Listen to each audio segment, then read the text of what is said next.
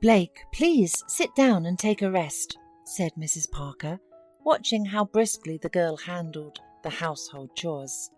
"Oh, I'm fine, Mrs. Parker. It's not hard for me," smiled Blake. "You know, I used to be just as young and brisk too," sighed the older woman. Blake went over to her, sat down next to her on a chair, and again admired the large portrait on the wall. It depicted a beautiful young woman, enigmatic and graceful, as a countess. Blake looked at Mrs. Parker's portrait in her youth with fascination, and thought that this woman could not be broken, neither by age nor by illness. Even now, when she was barely out of bed anymore, Blake always caught her in full dress. "You look so beautiful here." Blake did not hold back her admiration, nodding at the portrait. "Yes, I'm only 23 years old there. Don't you think, dear, that you look a lot like me when I was young?" "Maybe a little," smiled Blake, "but I'm a long way from you," sighed the girl, and rushed off to the kitchen. When Blake left, Mrs. Parker tiredly covered her eyes and decided to take a little nap before the mail woman came. She liked to talk, and Mrs. Parker would have to listen to her chatter for an hour. But at least this time, the time would pass faster until evening. Mrs. Parker was disliked and feared in the village, considered a witch. People said she'd brought her husband to his grave, and that when she was younger, she could steal any man away from the family with one look. And someone also said that she had a son, but that he hadn't been in the village for a long time. Maybe she'd kicked him out, or it might be he ran away from her. No one knew for sure. But Mrs. Parker did not care what others thought of her. She made no attempts to get close to anyone from the village, and people increasingly bypassed her. And even when Mrs. Parker had grown old, people's opinions of her had not changed. The door slammed, and Tonya, the mailwoman, said hello to Mrs. Parker. She went into the room, dropped her heavy bag, and began to look for the right message in it, at the same time telling the village news. Mrs. Parker occasionally inserted caustic comments and muttered something angrily to herself. At last, Tonya found what she was looking for. It was a large transfer in Mrs. Parker's name. Tonya looked at the woman and asked ingeniously who was sending her such large sums. "Why do you care? You'd better keep your mouth shut," Mrs. Parker sharply rebuked her. Tonya was offended. "Why do you say that? I've never told anyone in all these years." Mrs. Parker herself realized that she had undeservedly offended the woman and hurried to apologize. When Tonya left, Mrs. Parker, having gathered her strength, got up and put away the money in a big chest that was under her bed. A large bundle of money had already accumulated there. Then she looked at her portrait and took a notebook from the table. Tonight she dreamed of her late husband, who told her to get ready, and the woman decided it was time to confess her sins and ask forgiveness. Blake was tired and sat down on a bench by the gate. She had lived alone for a long time. The girl's mother died when she was 15, but she did not know her grandmother, and she never had a father, as her grandfather had told her. After his only daughter had died, Blake's grandfather became frequently ill. Blake dreamed of going to college, but she could not leave her sick grandfather alone. She had to get a job on the farm, since there was no other work in their small village. When her grandfather died, Blake felt acute loneliness and hopelessness. The wages paid at the farm were enough only to live on, and she needed money to go to the city to study. There was almost no hope that her life would change. Although Blake's family didn't like Mrs. Parker either, the girl unexpectedly became close to the woman. She often helped her around the house, or just came by to see how she was doing and if she needed anything at the store. In Blake's eyes, Mrs. Parker was as if from another life, where Blake had always dreamed to go. One evening the girl was returning from the farm. She had a bad feeling, so she decided to visit Mrs. Parker and make sure she was doing well. She went into the house and called out to the woman, but no one answered. Then she called again, and getting no answer, she opened the door to Mrs. Parker's room and froze with horror. The elderly woman was lying on the bed, but too strange for an alive person. Blake wept. She felt insanely sorry for the elderly woman, and she was also bitter that she was alone again. On the table there was a note and money for the funeral. In the note, Mrs. Parker said that she had bequeathed her house and the things in it to Blake. A month had passed since the funeral, and Blake finally found the strength to sort through Mrs. Parker's things. She decided to start with the chest, which Mrs. Parker had always said was the keeper of all her secrets. In the chest, under a pile of old pictures of people that Blake didn't know, she saw a thick package with writing on it. Thinking it was some old letters she wanted to put away for later, but then she saw her name on it, and her heart started beating frantically. In the envelope were several pictures and a letter. On one of the cards, Blake was surprised to see her young mother hugging a handsome young man. With trembling fingers, she unwrapped the letter and began to read. Blake, if you're reading this letter, it means I have gone. I don't know if you will ever forgive me. I broke everyone's life, even myself. Many years ago, my son George fell in love with your mother. I had very different plans for him. He graduated from university and was invited to intern at an international company, and suddenly he fell in love with a simple milkmaid. I couldn't let this infatuation ruin his career, and I did everything I could to prevent it. George was told many bad things about your mother, and in a fit of resentment, he packed up and left one day. And then your mother left for the city. A year later, she came back with you. At first, I couldn't understand who you reminded me of, and only then I realized that you were George's daughter. When your mother was gone, I confessed to my son that I deceived him, and all those terrible words about your mother were just lies. He didn't forgive me, and he's been sending me money ever since. Forgive me, but I couldn't tell him about you. He knows nothing about you. I'll leave his phone number and address at the end of the letter. Call him and let him read the letter. I don't know whether your relationship will work out or not, but at the bottom of that chest is the money George had sent to me. I didn't spend any of it because I think it's your money. Forgive me, granddaughter. Forgive me, George. The letter fell out of Blake's hands, and the girl silently stared at one point. Then she picked up the picture again, looked at the happy mother and the man beside her, and wept bitterly. Blake thought for days, and yet finally decided to call Mrs. Parker's son to inform him of his mother's death. "Hello? Who is this?"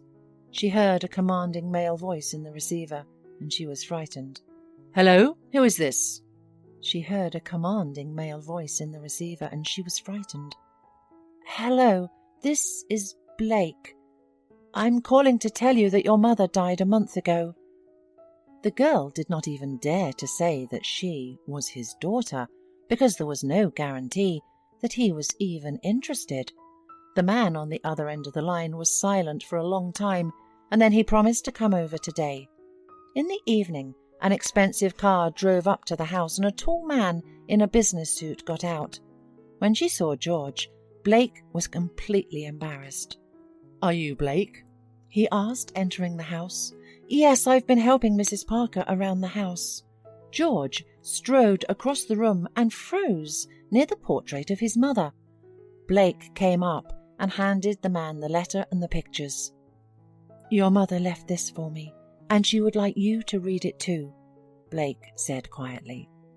George began to read and immediately looked at the girl in amazement. When he reached the end, he sat silent for a long time, and then with all his might slammed his fist on the table. "Oh, Mum!" he whispered in despair. Blake was frightened and hastened to assure the man that she did not need anything and that he did not have to worry about it. George looked at the girl confusedly and smiled slightly. "Honestly, I just don't know what to do with you. I mean, I never got married once, and I never had kids either. And now, suddenly, I have a grown-up daughter." "Well, I never had a father either, but I am not breaking the furniture," Blake said with a sigh of relief, and George laughed. Later, he asked Blake to accompany him to Mrs. Parker's grave. No matter how guilty she was in front of everyone, after all, she was his mother. All the villagers who crossed their path greeted them and looked at them in amazement, because it was not hard to notice the striking resemblance of George and Blake. Remembering the old story and comparing all the facts, by the evening everyone knew that her father, the son of the dead Mrs. Parker, who was disliked by everyone, had come for Blake. A couple of days later, the whole village gathered in front of Mrs. Parker's house to see the girl off. Blake stood beside George in her beautiful new suit and smiled shyly. Some of the villagers asked what was going to happen to that huge house now. "The house belongs to my daughter. Let her decide," smiled George. "Maybe she'll sell it, or maybe she'll be using it as a summer house." Blake was embarrassed. She could not yet get used to the role of a daughter, although she and George had become good friends over the 3 days. He told her a lot about her mother and how they had met and fallen in love. They had time to discuss where Blake would now study, and the girl felt for the first time that her life was beginning to change. Before leaving, Blake decided to go to the cemetery and say goodbye to her mother and grandfather. George followed her. When she talked to her mother and got ready to leave, she noticed that George had tears in his eyes. She understood that this was very difficult for him. He asked her to go back to the car and stayed behind. As she was leaving, Blake turned around and saw George walk over to her mother's grave and say, "Well, hello, my love. Forgive me for my foolish gullibility." When he returned 15 minutes later, eyes red with tears, Blake didn't ask anything. "Well, daughter, are you ready for your new life?" said George, getting behind the wheel. Blake smiled and answered confidently, "Yes, Daddy." Hola, suscríbete a Historias Vitales para no perderte nuevas historias. Mi esposa había estado trabajando en su proyecto especial durante 4 meses ahora. No era su proyecto personal, pero ella era la persona principal y responsable de su éxito. El proyecto estaba diseñado para salvar a su empresa, Bixler Enterprises. Los últimos 4 meses habían sido difíciles porque se vio obligada a trabajar duro. Era importante tanto para ella como para la empresa. Había una buena posibilidad de que Bixler Enterprises quebrara si el proyecto no se completaba. Sara tenía una licenciatura de Albrecht y un MBA de Wharton. Era la más inteligente de la familia. Yo empecé a trabajar como mecánico de autos justo después de la secundaria y después de 21 años seguía siendo mecánico de autos. No me importaba porque me gustaba el trabajo y pagaba bien. Era suficiente para pagar la universidad de Sara y criar a 2 hijos. No vivíamos lujosamente, pero estábamos bien. Los niños ya se habían mudado, y las cosas iban bastante bien con nuestros ingresos. Sara quedó embarazada 3 meses después de casarnos a la edad de 18 años. Durante los primeros años de nuestro matrimonio, vivimos con mis padres. Ellos tenían una gran casa vacía ya que 4 de mis hermanos se habían mudado. Eso significaba que teníamos una niñera mientras Sara completaba sus primeros años de universidad. Debido a 2 embarazos, la carrera de 4 años le llevó 6 años completarla. Fue difícil, pero lo logró. Siempre tuve trabajo y nunca me faltó trabajo extra si lo necesitaba. Después de que Sara se graduó de Wharton, alquilamos nuestro propio lugar. Tuvo ofertas de trabajo de varias empresas grandes, pero todas requerían que nos mudáramos. A mí no me importaba, pero Sara quería quedarse cerca de casa. Por eso decidió trabajar en Bixler Enterprises. Pagaba bien, pero lo más importante, le daba responsabilidad y la oportunidad de avanzar. Sara era una empleada trabajadora y dedicada. La presentación es el jueves en el Hotel Dicen en Filadelfia. Tomé unos días libres en el trabajo para ayudarla según fuera necesario. Al final, todo lo que logré fue hacerle algo de comer cuando llegaba a casa. No sabía nada sobre su trabajo, ni tampoco quería saber. Los negocios corporativos de alto nivel me aburrían. Empresarios de Europa, Asia y América del Sur venían aquí, la empresa pagaba sus boletos de avión y proporcionaba habitaciones en el Hotel Dicen mientras estaban aquí. Era caro como el infierno, y por algunas cosas que Sara había dicho, la empresa estaba sobreestimando sus finanzas. Su presentación era importante para ella, para la empresa y para más de 200 empleados. Hasta el martes por la noche, todo iba bien. Sara llegó a casa con un traje nuevo, un traje gris con una blusa blanca. Desplegó todo lo que necesitaba en la cama de la habitación de invitados. Cuando se trataba de la limpieza de la casa, ella era normal, pero cuando se trataba del trabajo, era meticulosa. No entendía por qué necesitaba sacar su ropa interior de lujo, pero no dije nada. Además de su traje para la presentación, tenía varios vestidos de cóctel lindos para eventos sociales antes y después del evento. Siempre había evitado tales eventos, pero me sentía obligado a ir con ella si ella quería que lo hiciera. Me agradeció la oferta, pero dijo que no era necesario. Todos los materiales y equipos que necesitaba estaban guardados ordenadamente en el maletero de su Volvo. Antes de salir del trabajo, ella misma conducía el coche para asegurarse de que todo estuviera en perfectas condiciones. Tenía todo el día miércoles para prepararse y toda la noche del miércoles para socializar con sus invitados. Sara era tan buena en lo que hacía que sentía que habría sido mejor si simplemente me hubiera mantenido alejado de ella. Finalmente, había terminado. Lo había revisado y vuelto a revisar todo. Todo lo que necesitaba ahora era una ducha caliente y una buena noche de sueño. Supongo que mi error fue que empecé a revisar sus cosas después de que Sara comenzara a ducharse. Pensé que estaba ayudando, pero resultó ser lo contrario. Estaba moviendo cosas en la cama cuando un pequeño sobre blanco cayó del bolsillo lateral de su bolso de maquillaje. Una carta de una farmacia, pero no del tipo que solemos usar. Dentro había 10 pastillas. No tenía idea de qué era, Pren, y las instrucciones eran confusas. Si es necesario, tomar una pastilla y luego una segunda pastilla 12 horas después. Pensé que podría ser algo que ella había conseguido para la ansiedad o los nervios, pero las instrucciones no tenían sentido. La receta estaba escrita a su nombre el lunes. Volví a poner el sobre en su lugar mientras ella terminaba de ducharse. Decidí que quería saber más sobre Pren antes de contarle sobre ello. Por supuesto, si lo mencionaba, significaría que estaba revisando sus cosas. Odio los dilemas. Mientras Sara se preparaba para dormir, fui a nuestro ordenador doméstico y busqué. 10 minutos después, me uní a mi esposa bajo las sábanas.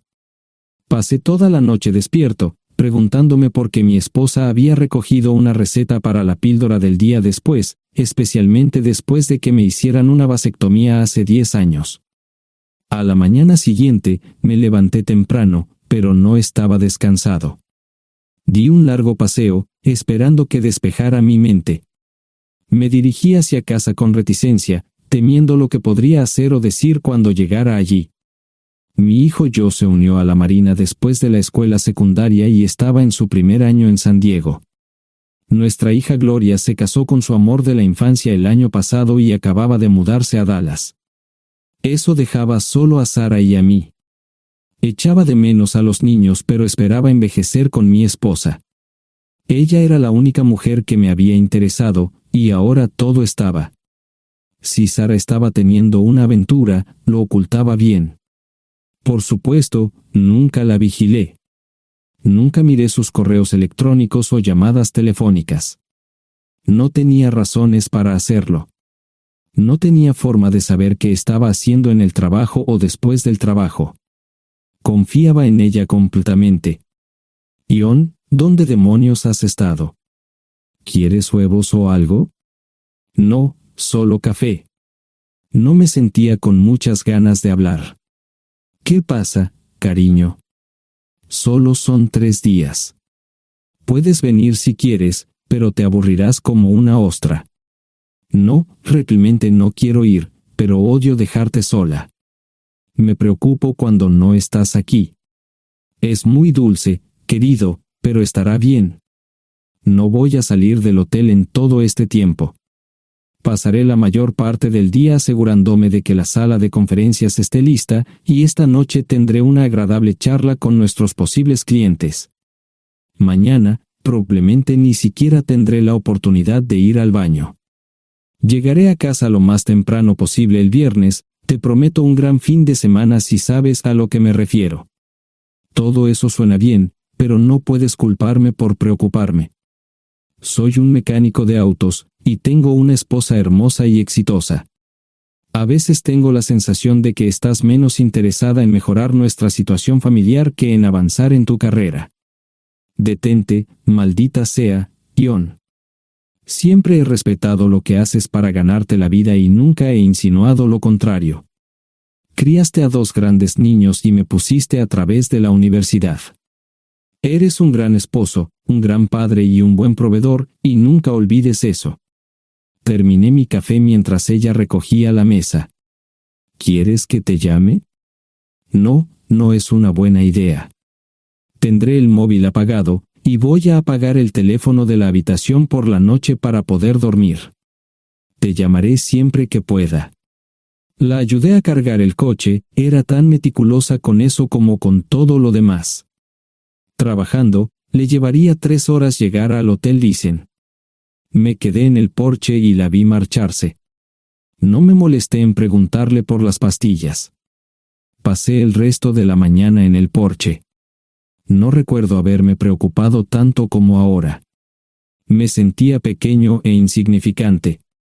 Me sentía fuera de mi liga. Era un tipo de pueblo con un trabajo mediocre y una esposa exitosa. Era una combinación equivocada. Debería haberlo notado antes. Me sentía estúpido. El mejor traje que tenía era una chaqueta azul y un par de pantalones. Al menos tenía algunas corbatas, aunque tenían 10 años de antigüedad. Acababa de terminar de vestirme cuando sonó el teléfono fijo. Oye, cariño, solo quería avisarte de que llegué bien. ¿Tuviste un buen viaje? Supongo que el tráfico no estaba demasiado denso. Estuvo bien. Te llamaré esta noche. Ahora tengo que irme. Estoy en la habitación 714, Sara. Puedo estar en casa de mis padres o en la de mis hermanos esta noche si quieres llamarme a mi móvil. De acuerdo. Suena el teléfono móvil. Te quiero, tengo que irme. Me tomé mi tiempo para llegar a Filadelfia. No fui directo al Lysen, primero me detuve y compré un filete con queso. Prometí hacer una larga noche. No estaba seguro de qué iba a hacer. Estacioné en el garaje del hotel y simplemente esperé. Tarde o temprano, tenía que entrar en el hotel. Simplemente no podía decidir cuándo hacerlo. El sonido de mi teléfono celular me ayudó a tomar mi decisión. Ion, solo quería avisarte de que todo se ha arreglado. Ahora voy a bajar para encontrarme con algunas personas y cenar. No olvidaste nada, ¿verdad? No, todo está bien. Tengo todo en mi habitación para mañana. ¿Necesitas algo? No, Ion, relájate. Voy a apagar mi teléfono. Te llamaré mañana por la mañana. ¿De acuerdo? Ríe, diviértete. No es divertido, Ion, es trabajo. No parecía estar demasiado fuera de lugar. El vestíbulo, el restaurante y las salas de conferencias estaban llenos de gente, así que pude pasar desapercibido. Había un folleto pequeño y bonito que mostraba el diseño de todas las habitaciones del hotel. Me paseé por las diferentes habitaciones y me detuve en las paredes, mirando alrededor entre la multitud. No tenía ni idea de qué haría si Sara me veía. Lo averiguaría si y cuando eso sucediera. Encontré un tablero de eventos que enumeraba todas las habitaciones que estaban siendo utilizadas por los diversos grupos. Bixler Enterprises no tenía habitaciones disponibles para el miércoles por la noche. Esto me pareció interesante.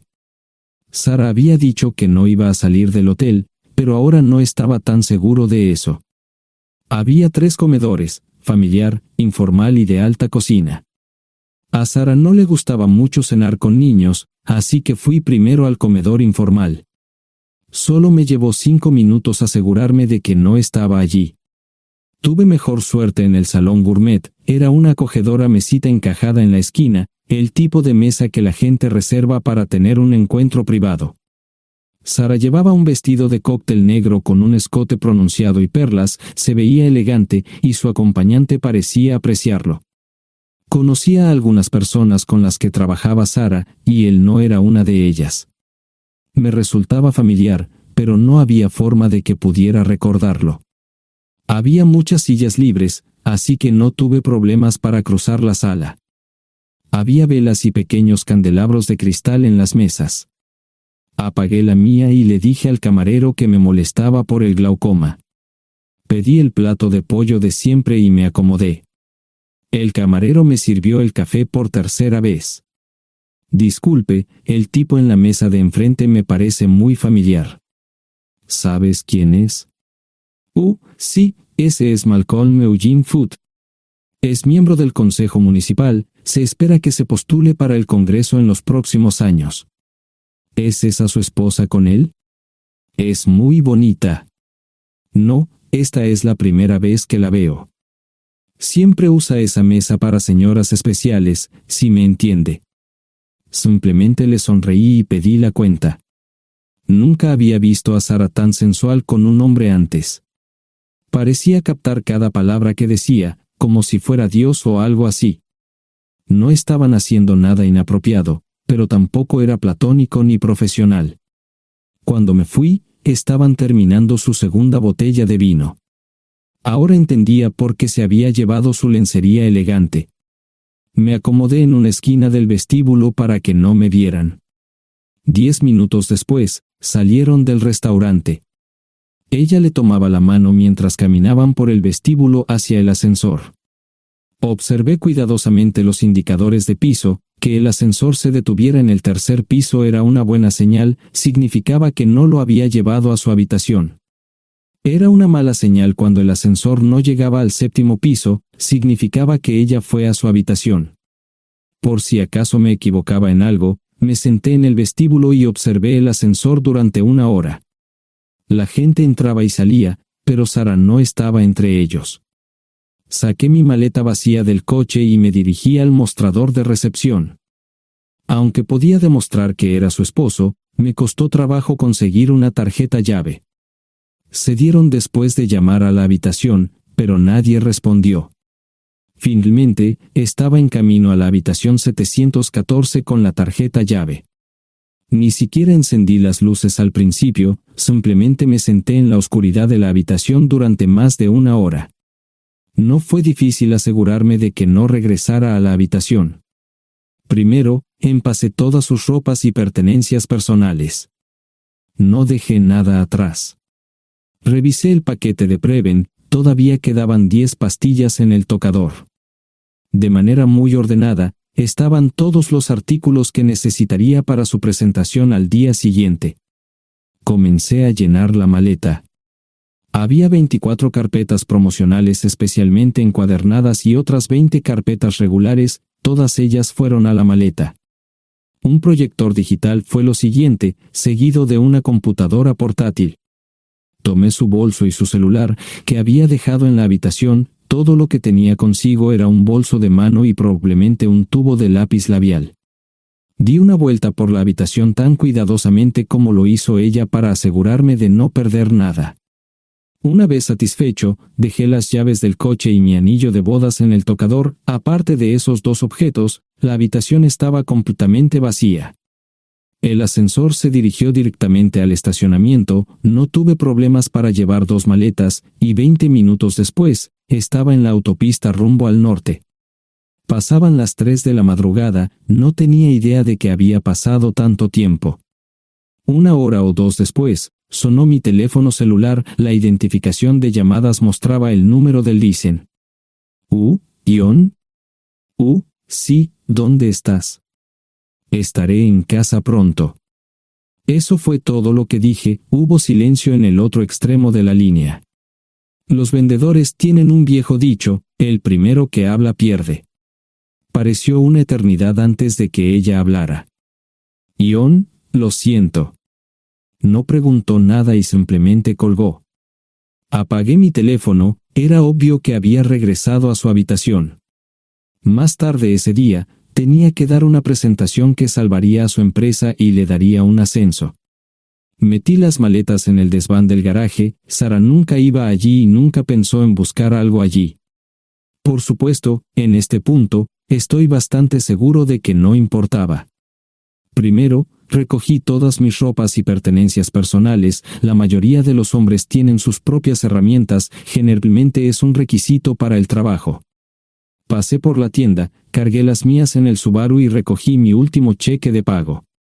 Para entonces, los bancos ya estaban abiertos, no tuve que hacer ninguna manipulación financiera complicada. Simplemente retiré todo el dinero de mis cuentas.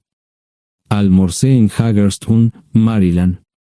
Tenía suficiente dinero para vivir durante unos años, pero sabía que estaría buscando trabajo muy pronto. Sara y yo éramos parecidos en eso de que a ambos nos encantaba trabajar. La voy a extrañar. Pasé un par de horas en las cuevas del Uray y alquilé una habitación cerca de Whitewell. No tenía idea de qué iba a hacer. Era sábado, y me encontré sentado en el acuario de Chattanooga, observando la naturaleza que nunca había visto antes. Pasé unas horas simplemente relajándome y decidí que era un buen lugar para estar. Compré un pase anual para el acuario y, para la hora de la cena, tenía un lugar donde quedarme. Era un remolque móvil en el parque, pero estaba amueblado y era económico. No necesitaba mucho. La primera cosa que haría el lunes por la mañana sería conseguir un trabajo. Un buen hombre de mantenimiento siempre puede conseguir un trabajo, especialmente si está dispuesto a trabajar duro.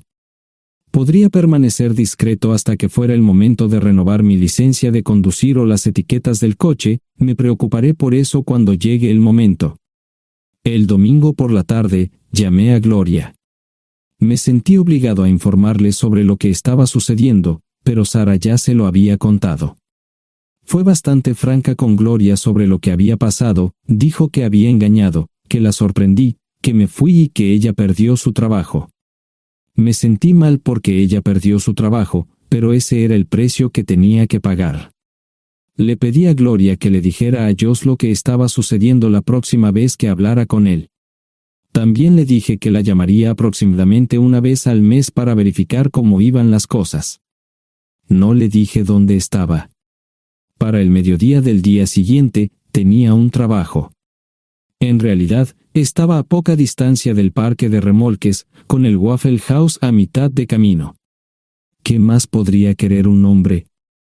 No sé cómo manejaron el papeleo, pero me estaban pagando $20 por hora sin hacer preguntas. Estaba feliz, y ellos también. Ni siquiera tendría que tocar el dinero que traje conmigo. Unos 2 meses después, Gloria me informó que Sara se había mudado de la casa y estaba viviendo con sus padres. Gloria no sabía nada más, pero estaba feliz de que estuviera estable y le estuviera yendo bien. Josh me llamó desde San Diego solo para informarme que iba a hacer un crucero. Era técnico en aviónica en un portaaviones. Intentó explicar qué hacía exactamente, pero estaba más allá de mi comprensión. Nunca supe mucho sobre cosas técnicas. Ambos tuvieron cuidado de no decir nada malo sobre su madre, aprecié eso. Después de eso, todo siguió como siempre. Comencé a hablar con Gloria al menos semanalmente, Josh y yo comenzamos a enviar correos electrónicos regularmente. Gloria hablaba regularmente con Sara, pero decía muy poco sobre lo que estaba haciendo o dónde estaba. Nunca presenté la solicitud de divorcio, y parece que Sara tampoco lo hizo. Tengo una licencia de conducir de Tennessee y las etiquetas en el Subaru. Comencé a frecuentar un bar local un par de veces al mes y tuve encuentros casuales, 2 mujeres se alternaban como mis compañeras nocturnas regulares. No buscaban compromisos, y yo tampoco, parecía funcionar bien para todos nosotros. La vida era buena. Eso fue hace mucho tiempo, y gradualmente olvidé a Sara. Con el tiempo, el Subaru comenzó a darme problemas, había olvidado cuánto tiempo había pasado. Tenía más de 200.000 millas. Estaba reflexionando sobre esto con una jarra de cerveza un día cuando me di cuenta de que habían pasado casi 5 años desde que me fui de casa. Mantuve un contacto cercano con ambos hijos, Gloria ya tenía 2 hijos propios en este momento y quería que los visitara. Josh casi se casó con una mujer tailandesa, pero en el último momento, se negó. Por lo general, trabajaba 6 días a la semana y usaba el domingo para recuperarme del sábado por la noche, no había ninguna buena razón para que alguien llamara a la puerta de mi remolque a las 6 de la mañana de un viernes. Su grosería fue recompensada por un hombre medio desnudo abriendo la puerta, los calzoncillos del día son repugnantes, y la dama en la puerta, juzgando por la expresión en su rostro, estuvo de acuerdo conmigo. Ella apartó la mirada, pero su compañero no parecía impresionado. Norm habría usado pantalones, pero en un momento como este, los invitados me molestaron. Estamos buscando a John Terrell. No los conozco. Me llamo David Simmons, y esta es mi esposa Mara. Tenemos un problema y esperamos que nos puedas ayudar. Lo siento mucho, no trabajo a altas horas de la noche. Si necesitan algo relacionado con su auto, tendrán que ir a la tienda. Esto provocó varias miradas en blanco y finalmente una respuesta. No tiene nada que ver con tu trabajo, es más un problema personal. ¿Podemos entrar? El interior del remolque lucía desordenado, rara vez tenía invitados, así que rara vez lo limpiaba. Incluso mis novias insistían en que fuéramos a su lugar. Hagan como en su casa, déjenme ponerme los pantalones enseguida. Al entrar en el dormitorio, dejé la puerta abierta solo para mostrarles lo hospitalario que soy. También me puse una camisa. ¿Les gustaría tomar café? Solo tomará unos 10 minutos. Aparté algunas cosas del sofá para que pudieran sentarse, no hubo respuesta a la pregunta del café. Tenemos una hija adoptiva de 4 años y otra de 2 que necesita un trasplante de médula ósea, y esperamos que nos puedas ayudar. Estamos dispuestos a pagarte si es necesario. ¿Con mi médula ósea? No, queremos usarla y estamos dispuestos a compensarte por cualquier inconveniente. Creo que quieren comprarla. Estaba actuando como un listillo, y de repente me di cuenta de ello. Estas personas eran serias, tenían un problema real y estaban buscando ayuda. Lo siento mucho, no quise interrumpir. Por favor, continúen. Nuestra mejor oportunidad de encontrar un donante es un familiar cercano. Eres nuestra mejor esperanza. Mira esto. No quiero ser un grosero, pero creo que se equivocaron de persona.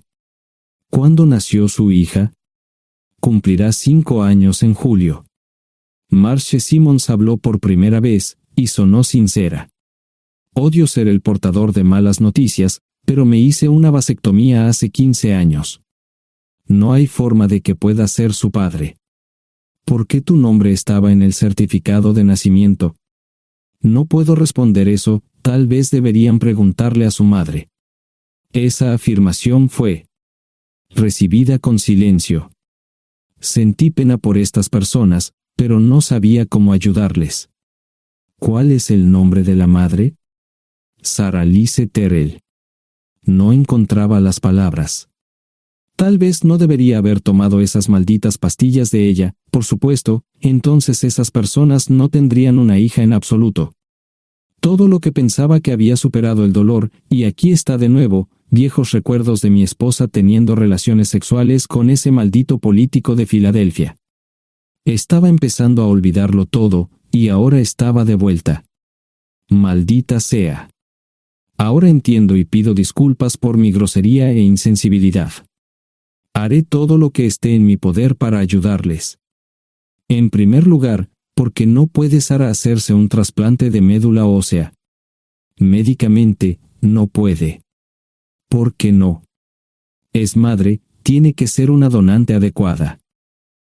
Ella es una donante adecuada, pero está demasiado enferma. Los médicos se negaron siquiera a considerar utilizarla. ¿Enferma de qué? Está muriendo de insuficiencia hepática. Le quedan menos de 6 meses de vida. Esto no tiene sentido. Siempre ha estado perfectamente sana. Además, no creo que un hígado enfermo le impida donar médula ósea. El hospital no aceptará su firma en el formulario de consentimiento. ¿Estás diciendo que hay algo mal en su cabeza? Ambos me miraron en silencio, sabían la respuesta, pero no querían decirlo. En ese momento, no quería que se sintieran aún más incómodos. Hace 10 minutos, no me importaban, pero ahora sentía que tenía que protegerlos y ayudarlos. ¿Cómo sucedió esto? ¿Podría alguno de mis hijos ayudar? Quizás, pero pensamos que eras nuestra mejor esperanza. ¿Por qué no van tras su padre, su verdadero padre? Pensamos que eras tú. No tenemos ni idea de quién más podría ser. Sara no nos dijo nada sobre otro posible padre. De hecho, ella no estaba en condiciones de explicar nada, agregó Mara. Obtuvimos la mayoría de nuestra información de la agencia de adopción. Tuve que preparar café y hacer pis, permítanme un momento. Dejé a mis invitados sentados mientras preparaba el café. Solo tomó unos minutos.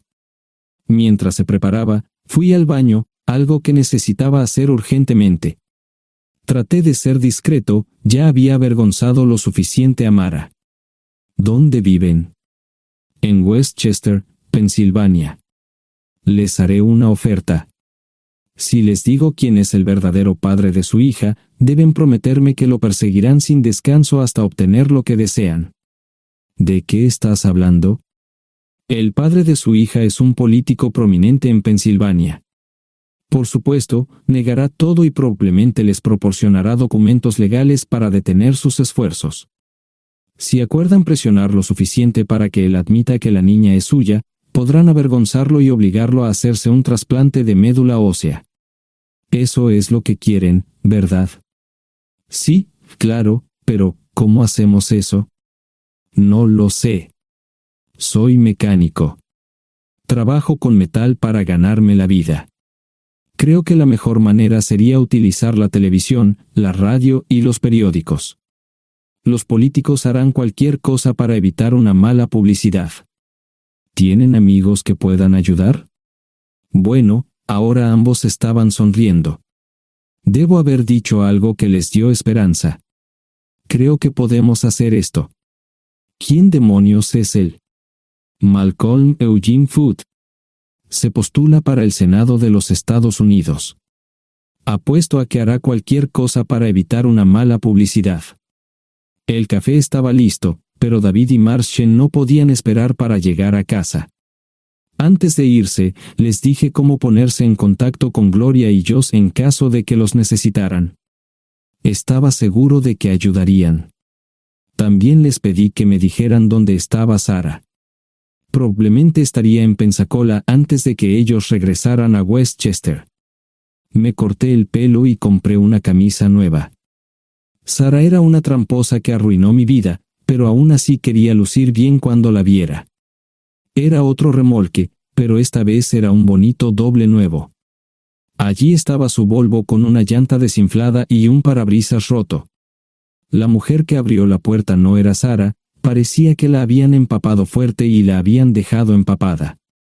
Tenía al menos 45, tal vez 50, y debió haber tenido una vida difícil.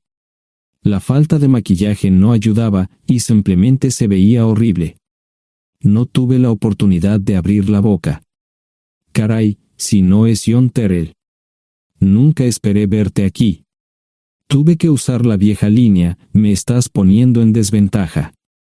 Serry Hart. Pasa, entra. ¿Quieres una cerveza? No, pero gracias. Estoy aquí para ver a Sarah. Serry cruzó la habitación y se detuvo en el buffet del comedor. Aquí está, John. Mírala todo lo que quieras. Su mano señalaba una urna de latón que estaba en el centro del buffet vacío. Supongo que llegué demasiado tarde. No me moví, solo me quedé mirando el contenedor frente a mí. ¿Puedo tomar una cerveza ahora? Sarah se mudó a Pensacola después de dar a su bebé en adopción. Compró el remolque con el dinero que recibió de Bixler Enterprises después de que la despidieron. Tenía una participación en las ganancias, 401k, y vacaciones y días de enfermedad.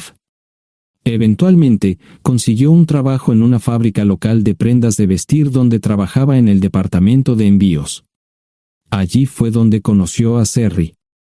Serry alquilaba una habitación de Sarah. Cada centavo que Sarah ganaba iba para el alcohol.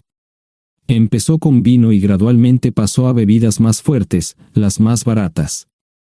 Eventualmente, perdió su trabajo debido a su alcoholismo y se vio obligada a usar sus ahorros. Nunca salió con nadie ni salió a ningún lado. Serry se quedó con ella, pagó sus servicios públicos y compró alimentos que Sarah no comía. Le llevó más de 3 años quitarse la vida. Increíblemente, ella tenía un testamento y me dejó un doble remolque y un Volvo. Serry explicó que Sarah estaba tan angustiada por lo que había hecho que simplemente se rindió. No intentó evitar el embarazo ni siquiera terminarlo. La adopción se había arreglado meses antes de que naciera el bebé. Nunca volvió a trabajar, excepto en los trabajos clandestinos que hacía mal. Serry dijo que Sarah no parecía tener ambición ni propósito en la vida. Sarah hablaba mucho de mí pero tenía miedo de intentar contactarme. Gloria le dio mi número, pero nunca me llamó. Era como si su aventura de una noche la hubiera lastimado más a ella que a mí. Estuve allí durante 2 semanas y luego vendí el remolque de Serry por $1 y obtuve $3,000 por el Volvo. 2 días después, estaba en Westchester visitando a mis nuevos amigos David y Marche. Malcolm Eugene Foote resistió al principio, pero David y Marche lo presionaron hasta que cedió. Insistió en pruebas de ADN, que demostraron que era el padre. Para salvar la cara, más o menos lo obligaron a someterse a un trasplante de médula ósea, que fue exitoso. La carrera política y la vida familiar de Malcolm no dejaron una impresión favorable. Su caída en las encuestas fue tan rápida que el partido lo reemplazó por otro candidato unos meses antes de las elecciones. Su esposa solicitó el divorcio y fue muy pública al respecto. Sarah y yo estamos viajando ahora a Dallas para ver a Gloria y a mis nietos. No sé cuánto tiempo mantendré a Sarah conmigo, probablemente hasta que tenga a alguien.